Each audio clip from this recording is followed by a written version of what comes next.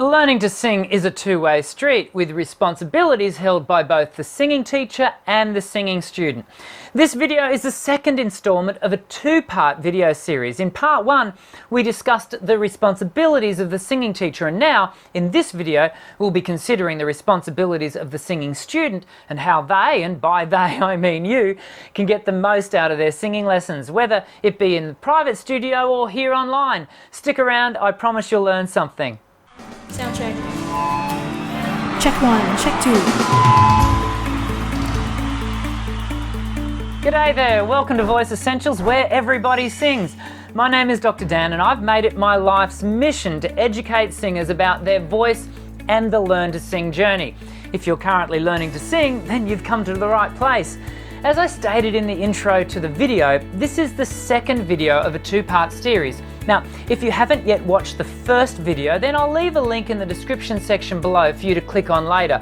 There isn't any need to watch them in order, but I know some of you like to be chronological, so if you have a burning desire to watch part one first, then quickly find the link below and I'll see you in part one. Still here? Alrighty then. Let's now discuss the responsibilities of the student and what they, and again, by they I mean you, bring to the learning space. As it was in part one, we will be allowing Mary Beth Dayme to direct our discussion today by using the headings found in the chapter Vocal Pedagogy in the 21st Century in her book Dynamics of the Singing Voice. As we move through the 7 responsibilities of the student, it's important to remember that in many respects, the teacher and the student work in team to accomplish their predetermined outcomes. So each player, the teacher and the student, have a responsibility to each other to maintain accountability, which in turn should result in better outcomes. In order to achieve better outcomes, the student's first individual responsibility is to establish objectivity. Mary Beth writes, "The student must learn to separate him or herself as an individual from the voice as an instrument so that objective learning rather than subjective inhibitions will take place. The remaining objective can be challenging, especially when vocal imperfections are identified. Always remember, a good teacher has the responsibility to be honest, but that honesty needs to be heard objectively." The second responsibility recommended by Mary Beth is the extracurricular development complementary to singing. I love the fact that Mary Beth encourages student singers to develop other skills such as dance, piano and Tai Chi. I would also add that engaging in physically orientated sports such as running and swimming and even walking all complement the development of the voice. And furthermore, if you're currently receiving private singing instruction, then Learn to Sing YouTube channels like Voice Essentials will value add to your development, often covering subject matter that might not be discussed in private lessons. Hey, we've got 5 more responsibilities to cover, so take a quick moment to hit the thumbs up button if today's topic is inspiring your Learn to Sing journey. The third responsibility is a challenging one for many of us. Elimination of mind chatter and excessive self-criticism. We're always talking to ourselves. Our internal dialogue can be either positive or negative.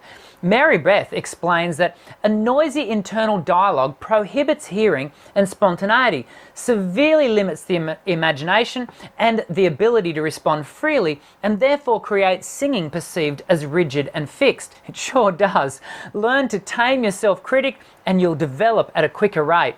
Talking of development rates, nothing propels a student forward on the Learn to Sing journey like meaningful practice and rehearsal. We all have busy lives these days and practice can all too easily be shunted down the priority list. If you're looking for some great ideas about getting the most out of your singing practice, then click on this link above for 10 tips for better practice. When you practice well, you'll progress well. I guess where we need to be careful is in making sure we proceed in the right direction. We need to find ways to monitor our progress. This is especially true if you predominantly learn to sing using YouTube and other online platforms. Recording your practice, whether it be video or merely an audio recording, helps you to refine your practice. Mary Beth also encourages us that every student needs a way to video lessons and import rehearsals and to view them objectively. This is a key area where the singer can take personal responsibility for monitoring the effectiveness of his study and performance. Our sixth responsibility as students of singing is to have courage to take performance risks. I love this quote attributed to Mark Twain. Courage is resistance to fear, mastery of fear, not absence of fear. How true is that? There are going to be many times along your Learn to Sing journey where the fear of failure will seek to overwhelm you and disrupt your development. Always remember, it's only singing. If at first you don't succeed, try and try again. Finally, Mary Beth reminds us to be grateful for your talent. Not only is singing a human birthright, but it's also a wonderful gift. I love the Ella Fitzgerald quote that Mary Beth shares.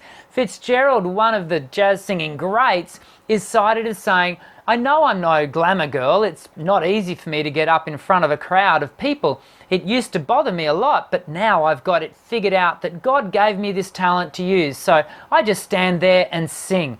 I hope that speaks to you to the same level that it speaks to me.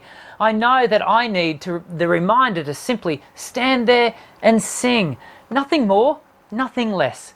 Learning to sing is a wonderful journey of personal and, for some, professional development. I think Mary Beth Dayme's words of instruction help to steer us towards more fruitful and productive practice, as well as improved satisfaction when performing.